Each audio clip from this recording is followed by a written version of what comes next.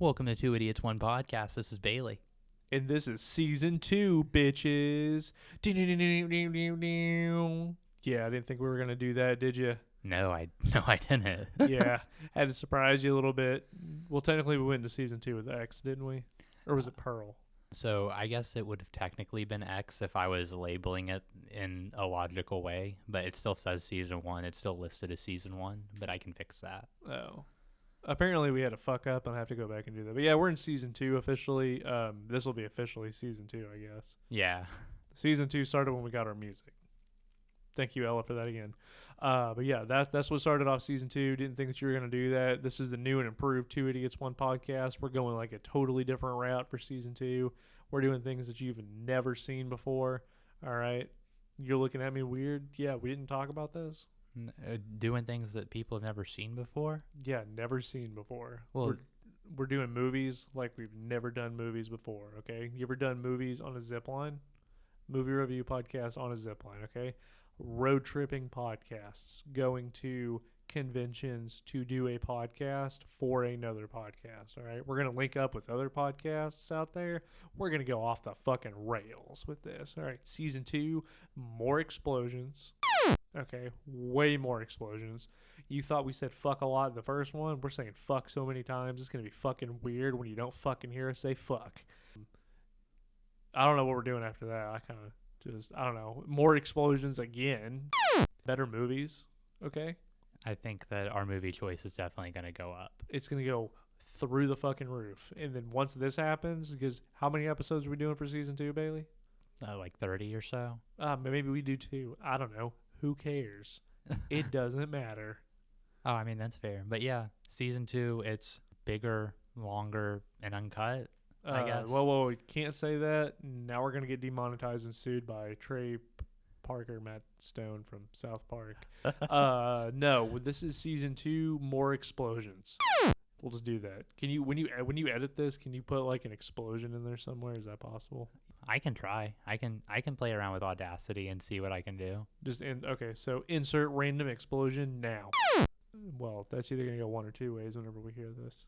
Yeah, I'm either gonna leave the little boom or I'm gonna put in an actual explosion depending on how it works. Well, that'll be for you to decide at home. If you liked that, we're gonna set up a number to where you can text us now. All right, and then send us. Yeah, you didn't think we'd have a hotline? Season 2, baby, working on a hotline. All right, so that way you can call us in with any questions. We'll put you live on air. Not really.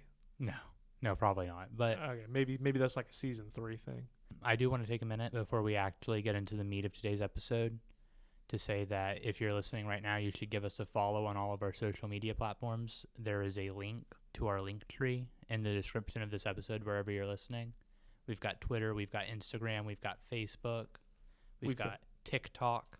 We've got explosions. We've got videos of me eating spicy chips, and we're going to have other videos of Taylor doing unpleasant stuff coming in the near future. It's just going to be a super jolly good one for everybody. So, well, not for us recording it because the spicy things are going to be terrible, but that's okay because you're watching it. And that's the important part. Well, no, the person recording is having a good time. It's the person being punished who's having a bad time. I thought we were all having a bad time, but yeah, that works too. But yeah, before we get into this, also, I just want to say quick word from today's sponsors. Explosions are us. We make the boom. We make the boom. We make the boom. So what movie are we doing today, Taylor? Unless you have something else for us before we start. Nah, well, since it's Halloween, okay, just kidding, it's not. But it is basically all month of October is Halloween, according to some people. So if you weren't aware, October 1st through October 31st is Halloween. And then November. So for the entire month of October, we're doing horror movies, and I thought, what would be the best way to do this episode than talk about Halloween? Which Halloween are we talking about? Oh, I'm sorry. I probably should have clarified on that one. Rob Zombie's 2007 Halloween, which we will refer to as Rob Zombie's Halloween for the rest of this podcast instead of 07 Halloween. I know there's like 3 of them. So, I mean, I'm probably just going to call this Halloween starring Cherry Moon Zombie. I mean, that would be debatable for a lot of his movies because, you know, Rob Zombie. Yeah, she's one of the stars and everything, which is cool because, you know, I like her. I think she's a good actress. She's really funny. She makes me laugh a lot. Well, so does that make your score go up? That is one of the only redeeming factors in this movie for me because I was not having a good time at all.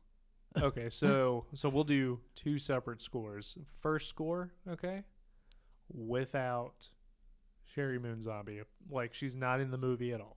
All right, just imagine that Michael's mom was somebody else. Same lines. Same lines, yeah, everything. So no Sherry Moon Zombie 1.5. Damn, okay. And since Sherry Moon Zombie's actually in the film, what do you give it? I'd probably say it's a solid 2.5. That didn't go up much at all. It's not a good movie. Okay, so RogerEbert.com doesn't have a score for this one, so we won't be giving that. But I might have very controversial opinions on this one, and I'm going to start this off with a 3.5. That's unbelievably high, and I need you to justify it for me right now. I can't justify it until we get into like the spoiler section and stuff, but I will justify it and take you on by the end of this podcast. If I haven't convinced you that this movie is not nearly as bad as you think it is, then I failed. Okay. Buckle up, bitch, because we're going for a ride. Before we get into that, we'll just do a brief little summary. Everybody knows the story of Halloween, okay? Babysitter goes out, has sex, gets killed by psychopath Michael Myers. And then the one babysitter that doesn't have sex doesn't get killed by Michael Myers. Halloween. Boom. That checks out. And then Rob Zombie's Halloween is the exact same thing, but with a backstory. Yeah. This is basically John Carpenter's Halloween or any other rendition of Halloween with a backstory for Michael Myers. What I like to call it is Rob Zombie's twist, his little spin that he puts on it. But with that being said, we will get straight into the spoiler. Those are spoiler-free review is, Michael Myers. Yeah, I mean... You know Michael Myers. If you don't know Michael Myers, then you're probably not listening to this episode. Anyone who doesn't know, like, the general overview of the Halloween story and are listening to this episode, thank you for listening. And you should send us a message somewhere explaining how you got here if you're not a fan of horror, because I would be interested to know that myself. I wouldn't, and I would tell you to start questioning everything about your life. Like, why are you doing this? It doesn't make any sense. I'm going under the natural assumption that if you're listening to this, you have seen this movie and you're clicking on it because you're like, that movie is shitty. I don't understand why Taylor likes it, so I'm going to listen to him talk about it and try to convince me because I'm on Bailey's side. So are you hashtag Team Taylor or hashtag Team Bailey? Please let us know after this one. But, so, before I get into it, I want you to tell me, we're in the spoiler, we'll do in 3, 2, 1, spoiler music.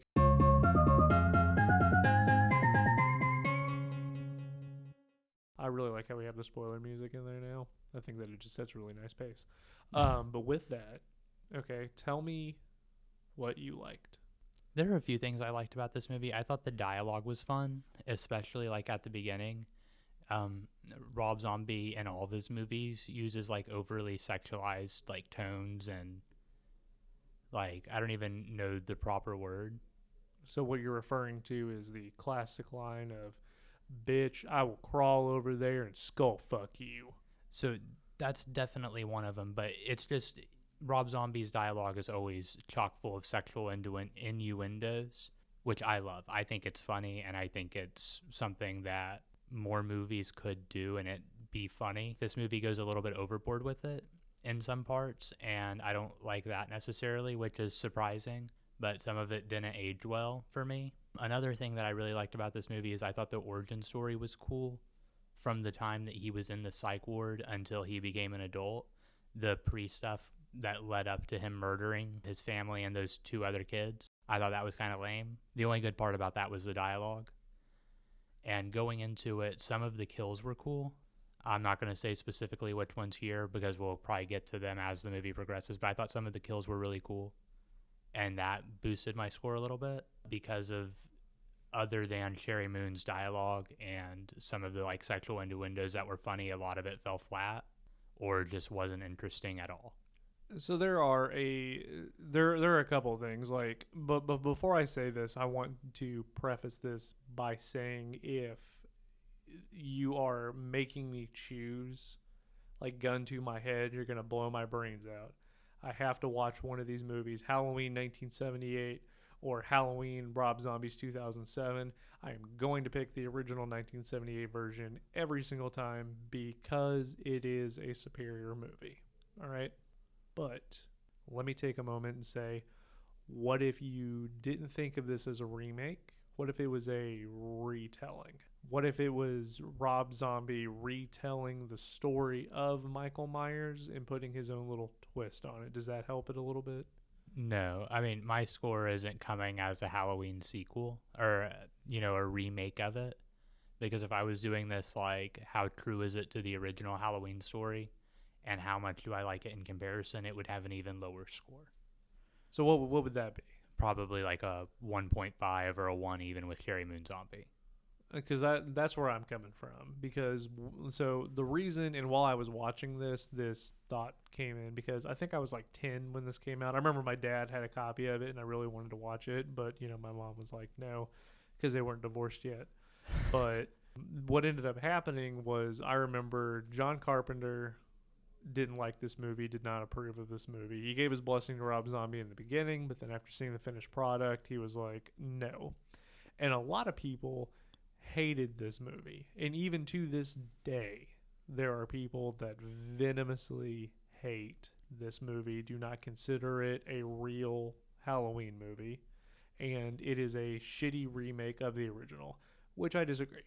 Because I don't think that it's a remake. I think that it's a reimagining and a retelling, the exact same way how the original Evil Dead and the 2013 version of Evil Dead are different movies, because one is Evil Dead and the other one is a retelling.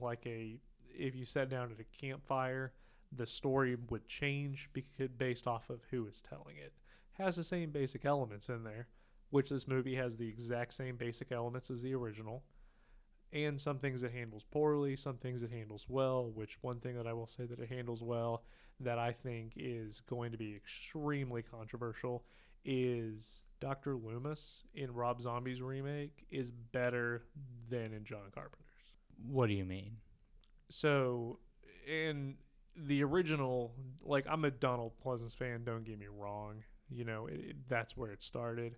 But Donald Pleasance doesn't give any emotion to the character. He's very just monotone, not really having any interaction with him. It's just kind of So at the end of the movie, when he shoots him and he falls off, in the original movie when he shoots him and he falls off, it's like, okay, that's cool. I don't really understand that. But Rob Zombie took the same approach with Loomis and gave him more life. There are a couple comments that he makes where you're like, oh, this dude's kind of an asshole with some of the things that he says, in the way that he kind of mocks people a little bit. And in the sequel, it's explored even more. And you really get to see how much of a personality he has. But one thing is that you can see that he genuinely has this emotional connection with Michael, which I don't like the backstory. I will preface this by saying I think that the backstory of Michael Myers ruins the character for me. But I do like how it builds up Dr. Loomis and makes him more of a memorable, likable character and gives him a lot more personality, because I like him as a character and I liked the original concept with Donald Pleasance. He just didn't have a lot to work with. So on that, I have comments about the original Dr. Loomis. And I figured you would. I figured that would be a very controversial statement to say that Malcolm McDowell's Loomis is 10 times better than Donald Pleasance. Well, no, hear me out. Let me finish. Okay, go ahead. So no, you're good. So no, I have comments about it, but I'm not going to give them because I don't think this is the episode. I agree with you that he seemed less fleshed out personality-wise, and that Rob Zombie's is better. And I agree. I liked Loomis's character in Rob Zombie's Halloween significantly more. I agree with that. And I like how it talks about his marriage failing and how he's basically talks about, oh, my life is Michael. And when he goes to the town and talks to like the sheriff and stuff, he's like, the sheriff is like, oh, I don't like you. You exploited the town by writing the book the way you did, and you've made it seem like something it isn't. And in the original, Loomis is obviously like a caring character because he doesn't want Michael to be free to do this harm. But I feel like the emotion displayed in the 2007 Halloween is better by Loomis. Well, even at the end when he shoots him in the pool, you can tell that he genuinely does not want to shoot him. Yeah. Like, he does not want to kill him, and he like is begging and pleading with him to stop, which could just be great acting for Malcolm McDowell. But it's stuff like that that makes me have that argument. And I mean, we'll talk more about Dr. Loomis when we do the original Halloween episode. That'll be our bonus actually coming out on Halloween, since Halloween's on a Monday. We'll release a bonus episode for you guys, so that way you don't get like super mad about it. What? You just told everybody our whole plan. I mean, you did the same thing in like the last episode, wasn't it, where you took the curtain off? So it doesn't matter. It doesn't matter. But when we talk about that episode, I'll get into like more detail with it, because I'm trying just to stick to this one. But I do think even in the original, and I'll mention it again, why does he have the gun? Like, I don't remember it ever really going into detail with that one, but in the remake it does, and shows like him getting the gun and everything. It makes more sense when he pulls out the fucking, hand cannon and starts just blasting. Like Danny DeVito? Like Danny DeVito started blasting. So there's that. I don't like the backstory, because the backstory kills the most important aspect of Michael. Like, Halloween is my second favorite horror franchise. The first one is Hellraiser. Like, I am a diehard Hellraiser fan. I like the first 3 movies a lot because those were all Clive Barker. The other ones don't count.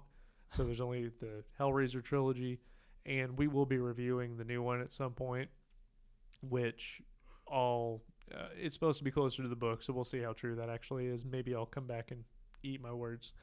I don't have high hopes for it. I talked to someone today. I know this is off topic. That's okay. But I talked to someone today who recommended that we do the new Hellraiser movie. They reached out specifically to say, hey, you have to do this. And they said that it's significantly closer to the book, especially the Hell Priest. And they said that it is really, really good. I mean, which makes me excited for it. We'll get into that one when we talk about it in Hellraiser, because I have my thoughts and opinions on that, so we'll save that. But in this movie, when you take the original, Michael just kills his sister, right? And there's no rhyme or reason for it. He kind of just does it. And in the remake, you can almost sympathize with him on a few things, because you're like, wow, I kind of get why you killed your family, right? Your abusive, drunk, alcoholic stepfather says, and I quote, as soon as this thing heals, I'm going to break it over your fucking face, talking to his arm that's in a cast. And is constantly berating Sherry Moon Zombie. And then, he even has comments on her daughter and says, like, oh, she's got a great ass. And then Sherry Moon Zombie's like, what did you just say? And he said, you jealous? Yeah, are you jealous of your own daughter's ass? Which William Forsythe is great. Oh, yeah. He's one of the staples in Rob Zombie films. He'll be in other ones, kind of like how Sid Haig is in this one. Sherry Moon Zombie is in this one.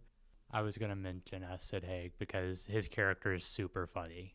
His character is super funny. We'll get to that one. That's one thing that I like the graveyard scene in that one more than the original, just because of stuff like that. But that goes back to your dialogue.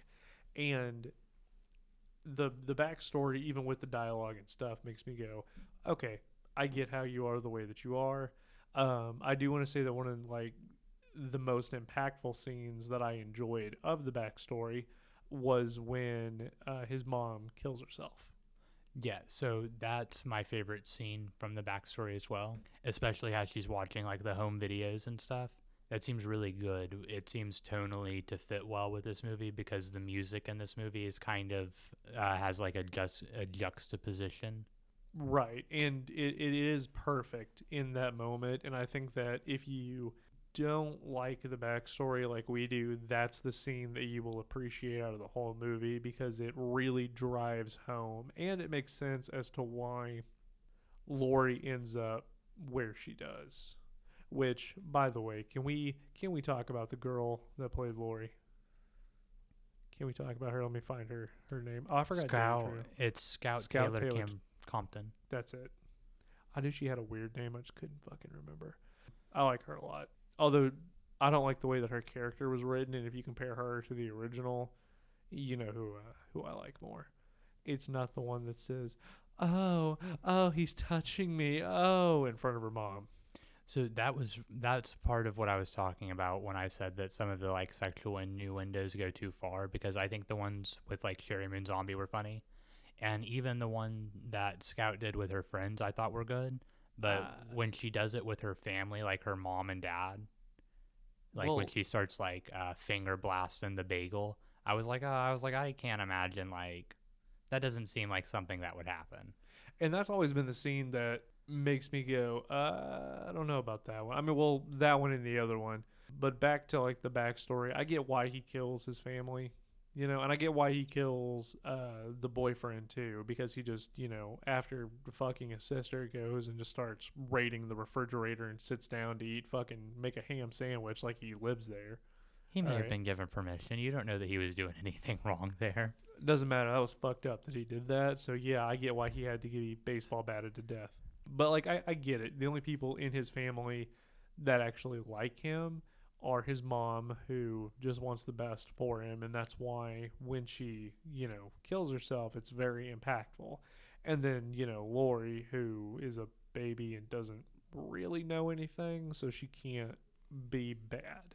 And it makes sense because I will always defend the original Halloween, and I will always say, no matter what you tell me, the Halloween 2 sequel by John Carpenter, what was it, like 1981, I think, is when that came out, and the 2009 Halloween 2 by Rob Zombie are equally shitty, and I hate them both. I don't think that they needed to be made at all, and this movie does a good job of combining the first two together to kind of give that backstory of Lori, which never needed to happen, but it makes more sense in this movie than it does in the original. And that's fine, but it goes back to that same point that I was making where Michael is a psychopath that just kills for no reason. The fact that in the original movie he just locks onto Lori and is infatuated with her or whatever and just picks her, that's why he goes after her. In this movie, he just wants to reunite his family. That's it. He just wants to reunite his family because he knows his mom's dead and he knows this is the only thing that I have. This is who I love. I took care of you as a baby. I'll take care of you now, even though you don't know who I am and I'm just some kind of fucking psychopath. But like, you know, Tyler Mane as Tyler, or Tyler Mane as Michael. I don't know why I said Tyler as Tyler. He's great. I like him a lot. No, he did a really good job as Michael. He was kind of imposing. Super imposing. Which, you know, and here's the part that I have with the dialogue, because like I like the imposing nature of Michael's character, and it almost makes you like so the one scene where I was like, Michael's not a bad guy at all, is when he's in the asylum as an adult. Okay, which I did the math on this. He's like fucking 27, I think, in this, like 28. He's, because it was 15 years and he was. It was 17 years after the murder. His mom committed suicide about 2 years afterwards, according to dialogue. And then 15 after that, which would have put it at 17 overall. And it looked like he was in like 5th grade. Like, yeah, he wasn't. Fourth. It was probably junior high. You think junior high? I don't think it was high school. No, I thought he was in like 5th or 6th grade, maybe. You think so? Because Junie Cortez comes in and just is a fucking asshole. Which, if you were ever wondering what happened to Junie Cortez after he was done with Spy Kids, this. And if you were also wondering why Junie Cortez and Danny Trejo are in this movie. Well, that is because the producers of this are Dimension Films, which is Robert Rodriguez's production company. So that's why they're in there. But Danny Trejo I liked. But anyway, the scene that I'm like, oh, Michael's not a bad guy, is when he's in the asylum and the dude comes in, the racist security guard, basically, that comes in, starts fucking with things and says, what is it? Don't look at me, motherfucker. I'll come in here and fuck everything up one night. And then, him and his cousin, I think is who it is. I think it was just another security guard or something, but he kept referring to him as cousin. I mean, it doesn't really matter because No. they're both horrible pieces of shit. But I was so happy when they died. But see, that's the thing. The way that they acted when they just randomly took this like suicidal girl or whatever and then started, violently raping her in front of Michael and then calling him gay and being like, "Do you want some?" It was like, I cannot wait until you die. And that whole time I'm sitting there, because even though I know what's going to happen, I'm like, okay, Michael's not a bad guy. Like, Michael killed somebody probably for the first time that legitimately deserved it, and it's okay. No, I mean, I don't disagree that those guys deserved what they got. Well, but it makes me sympathize with Michael's character, and but see, that's the problem. I don't want to sympathize with Michael's character and be like, oh, I get why you are the way that you are, or oh, those people deserve to die. I don't want that because it brings humanity to it brings humanity to a humanityless entity, or like a person that is devoid of humanity. Michael in the original doesn't need humanity because there is no humanity. He is just a stone cold fucking psychopath that kills people for literally no reason whatsoever. But in this one, it's like, oh, you are a product of most, like how most serial killers are a product of their home environments, and you lived a terrible life. Nobody liked you, blah, blah, blah. I get, it's okay. Things could have changed and been different. When in the original, it's like, nah, you just do this, man. You just kill people. See, I don't know, dude. I enjoyed this movie kind of, I guess, but I don't see Michael as a tragic character. Like, I get that some people have shitty home lives, but that doesn't make it okay to be a serial killer. No, you're not wrong, and that if that's how that came off, that was not at all. No, I know that that's not what you intended, but what I'm saying is, like, even in this moment of perceivable humanity from Michael, it's not actually him having humanity. It's literally, oh, I have the opportunity to escape, so I'm going to take it.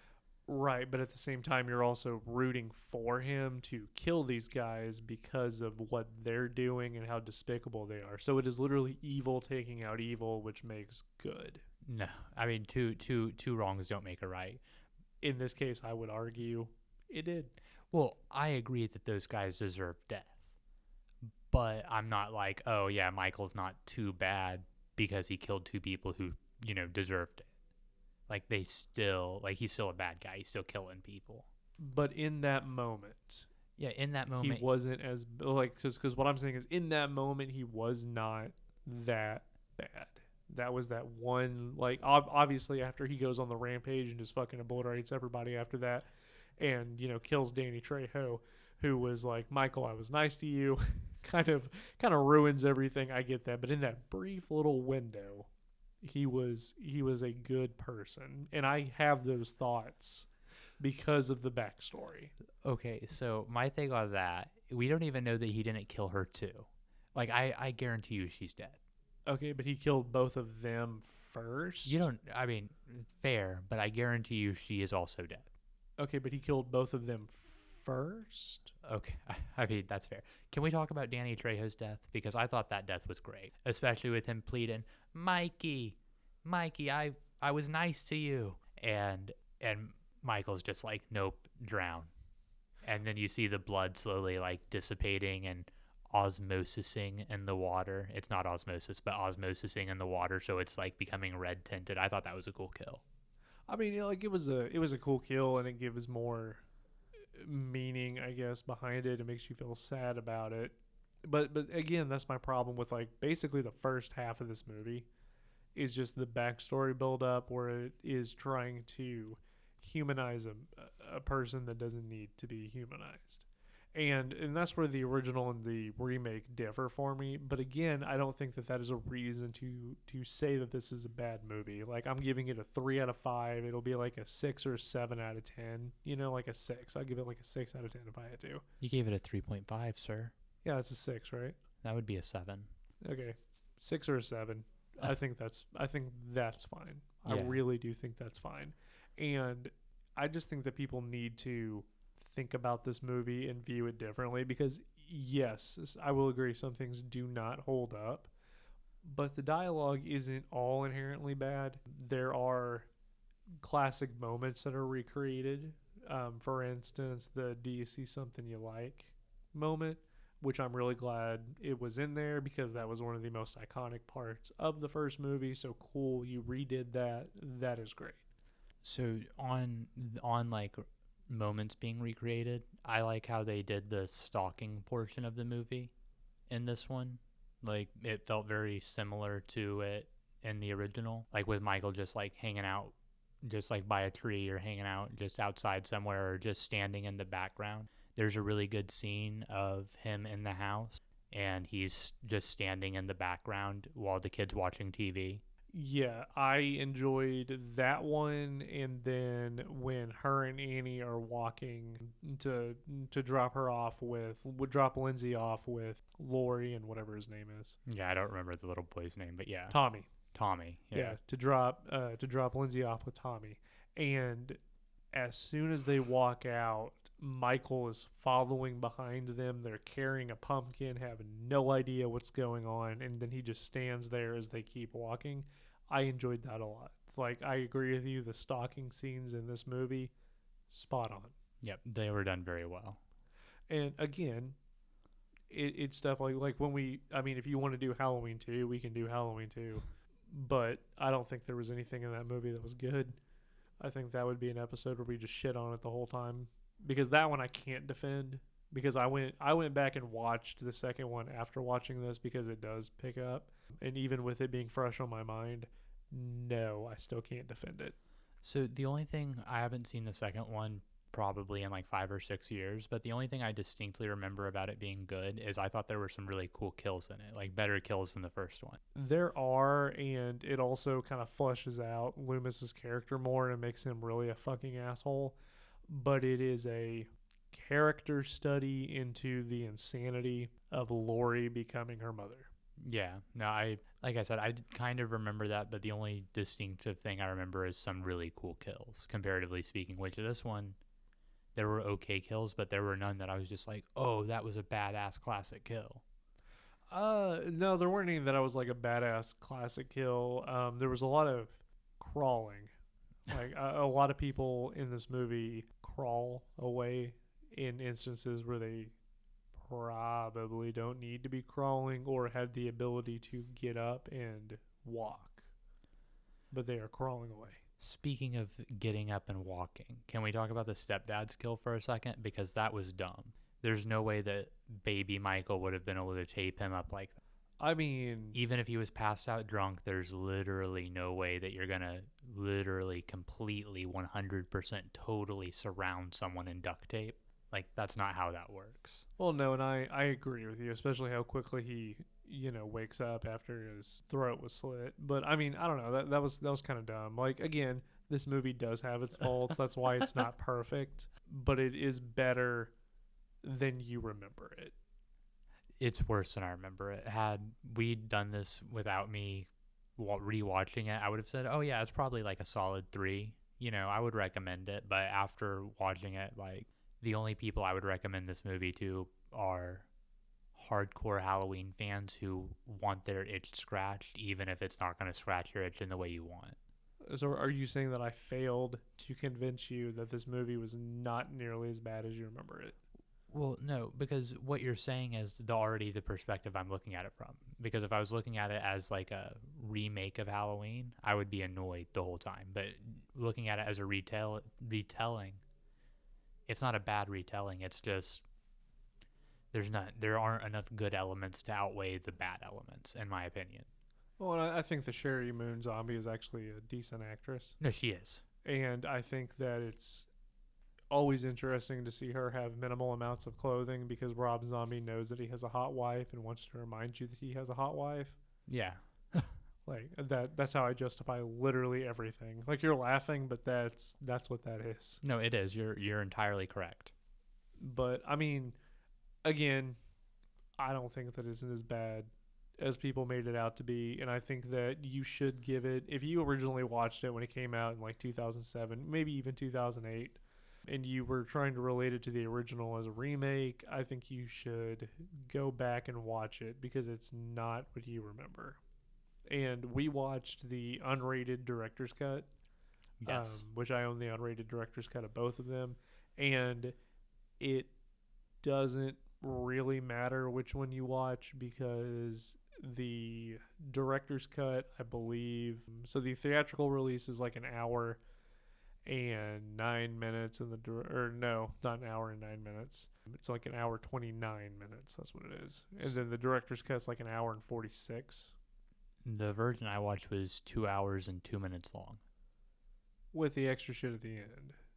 The director's cut adds a few things, but it adds more time into it. But really, all that it does is fleshes out the dialogue a little bit better. Like there were some dialogue choices that were trimmed up, is what I'm gonna say. Like they trimmed it, and it's minor differences. I would say watch the unrated version because it adds like 20 extra minutes or something, 25 minutes of random things where you're like, oh, there's 20 more seconds of dialogue that I forgot about. It's not, there was a scene or whatever that was super bad. It's just they trimmed things up, Yeah, I cut it for time. which isn't bad. But I mean, again, I'm a big fan of watching the director's cut and watching it the way that the director intended it. So No, absolutely. Me too. yeah, no, I again give it a 3.5. So probably should watch it if you're a Halloween fan. Go for it. This is better than when oh fuck, which one was it? The rapper that they had in Halloween. Oh, it was like the 7th Halloween movie that they released. I'm not sure. It was I have not seen all of the Halloween sequels. you shouldn't because they're bad. Yeah, that's literally why. Like I've seen some of them. Like I saw Season of the Witch and H2O, I think. H2O was good. Season of the Witch was good. Again, my defense: don't look at it as a Halloween movie. Yeah, no, not looking at Season of the Witch as a Halloween movie makes it better. Looking at Season of the Witch the way the Halloween franchise was originally supposed to be, great movie. Halloween, great movie because it was originally supposed to be titled The Babysitter Murders, I think. Great standalone movie. 2 didn't need to be made. The reason that I think the Halloween franchise failed in its original outing was because the second movie happened. If they would have stuck to their guns and said, no, we're not making a sequel to this, we're just making Season of the Witch, I think that you could have had a third movie and it would have been okay, because after 2 movies, the third movie has to have Michael Myers in it, and the fact that it doesn't, it's just a commercial flop. But Yeah. if you make one movie with Michael Myers, never give me Michael Myers again, and then just give me different things for a horror anthology, it'll work. Or you just give me Rob Zombie's Halloween 2, and I'll never watch Halloween again. It's not that bad. But yeah, that was our review for Rob Zombie's Halloween. If I have convinced you that it wasn't that bad, please let me know. You can DM us on Instagram, Twitter, or whatever. I'll give you my cell phone number. We can sit here and talk. All right, because we're going cray cray for season 2. Cray cray. Didn't think we'd do that, did you? No. But with that being said, what do you got for me today in the form of Bailey's buttholes?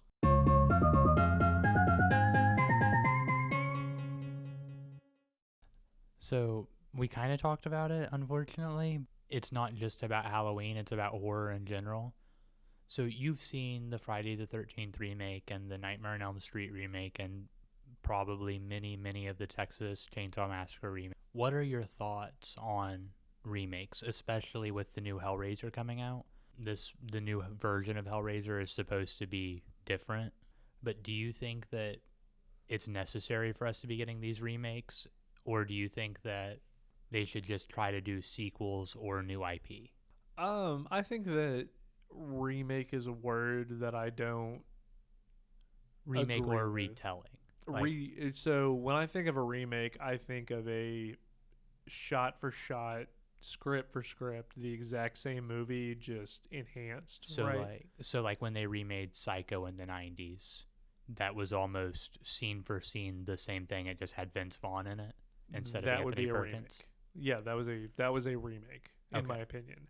But when you look at these movies, and I used to have this mentality and this mindset of this is like the I remember watching the Nightmare on Elm Street remake Horrible. in theaters.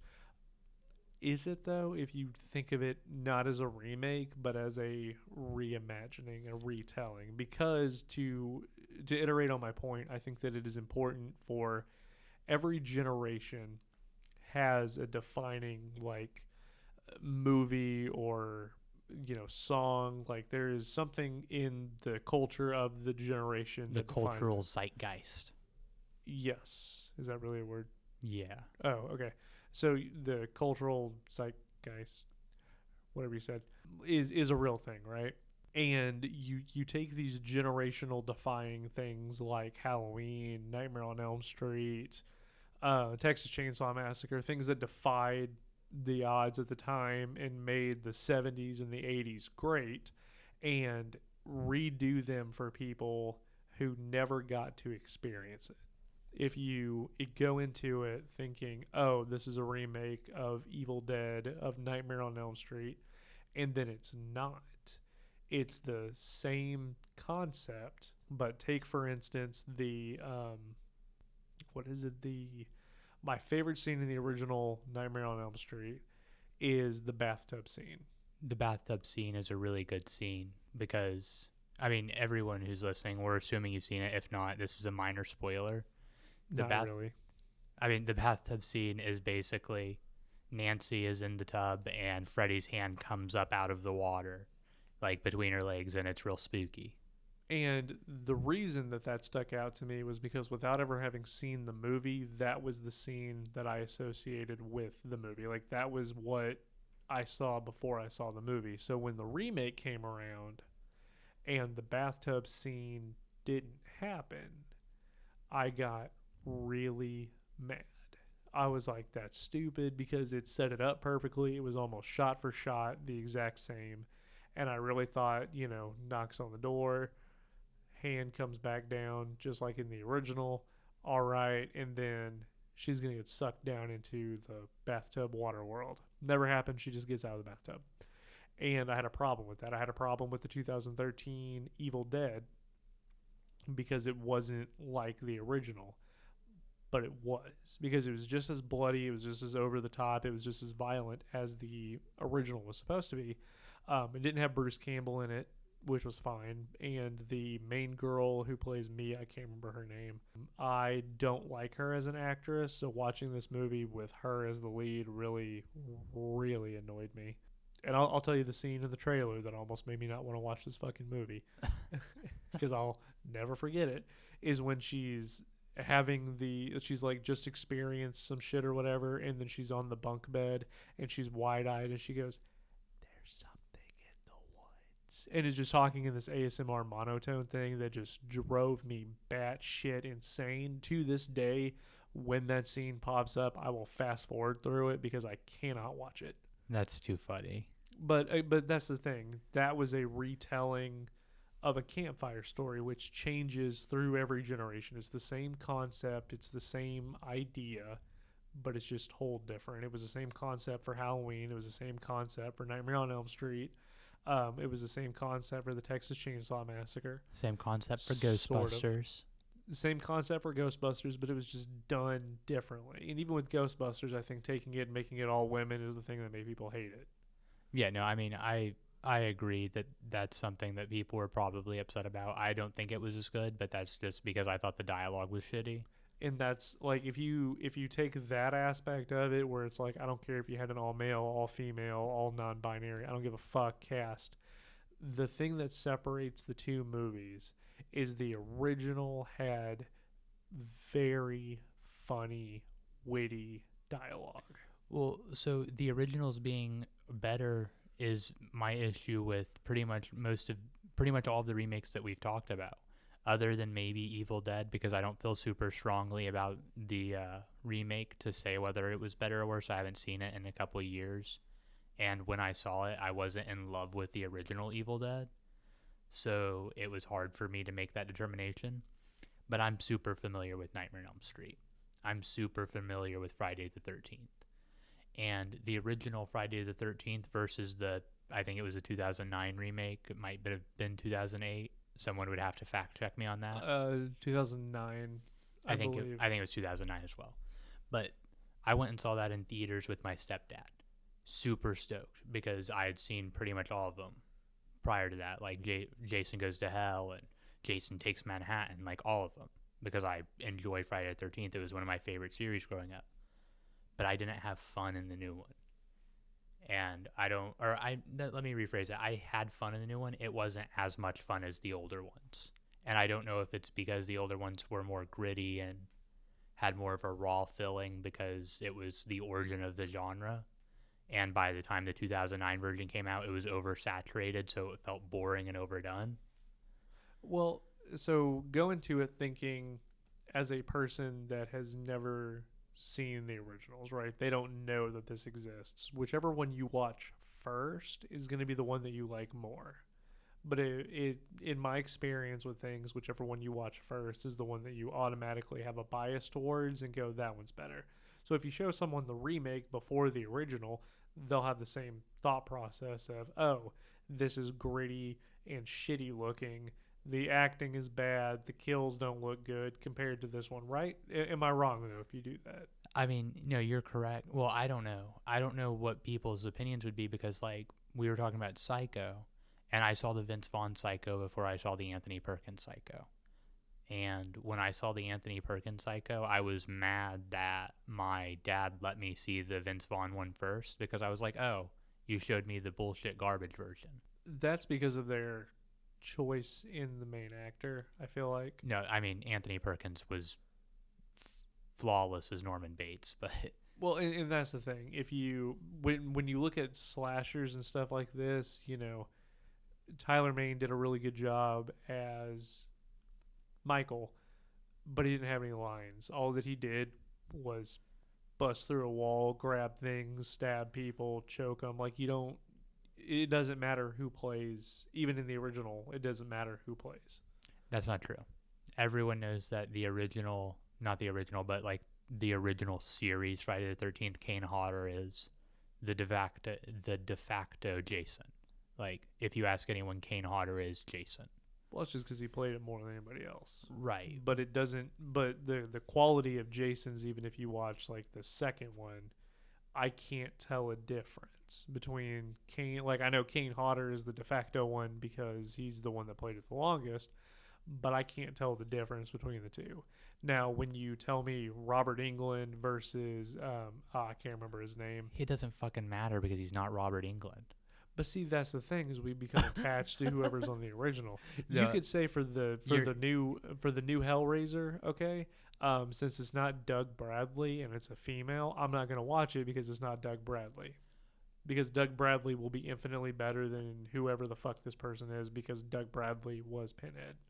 That's not why I didn't like the Nightmare on Elm Street remake. There have been other Pinheads since then. You know what I mean? Like, no, there haven't. There's been Doug Bradley. Was there not a different Pinhead in, like, Revelations? We don't talk about that one, so... Right, but it was a different Pinhead. Yeah, it was a different Pinhead, but we don't talk about it.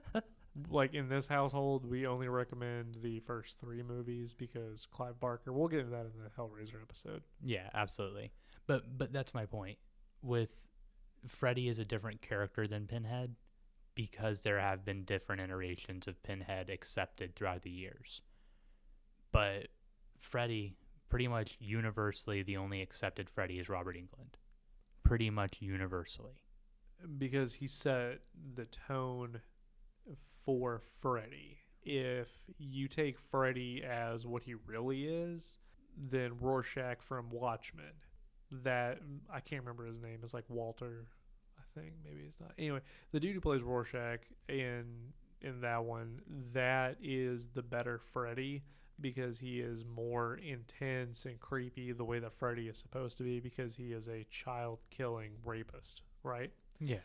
The Robert Englund one, which doesn't really touch on the child predatory stuff and just kind of like, you know, mentions it but then glosses over it because it was the 80s. And I think that's why a lot of people didn't like the 2010 one because it really went there. Oh, yeah.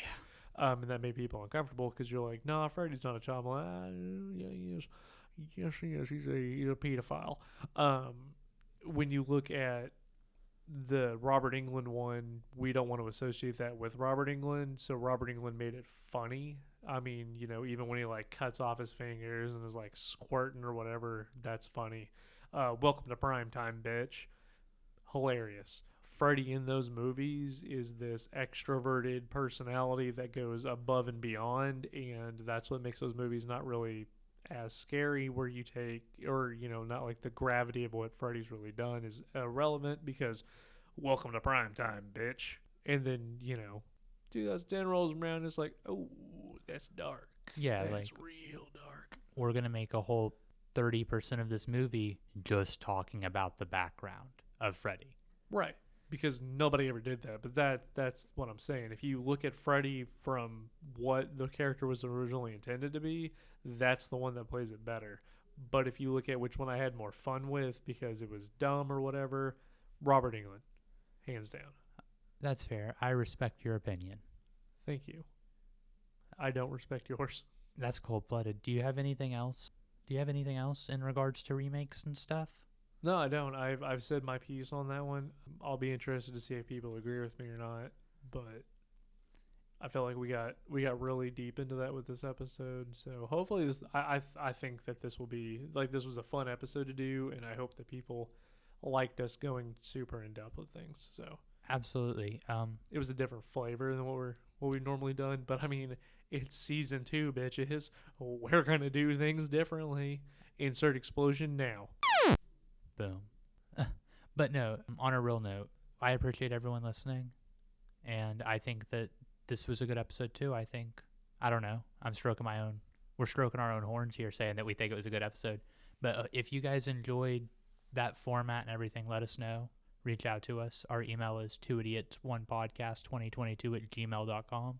That is 2idiots1podcast2022@gmail.com.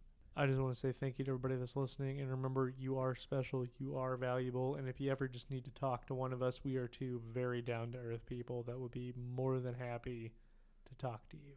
Yeah, just feel free to reach out, and we'll talk you through anything you need talking through, even if our advice is shitty. Or fuck us. Who cares? Yeah, absolutely. And with that being said, this has been 2 Idiots, 1 Podcast. I'm Taylor. And I'm Bailey. Thank you for listening. Bye-bye. Bye.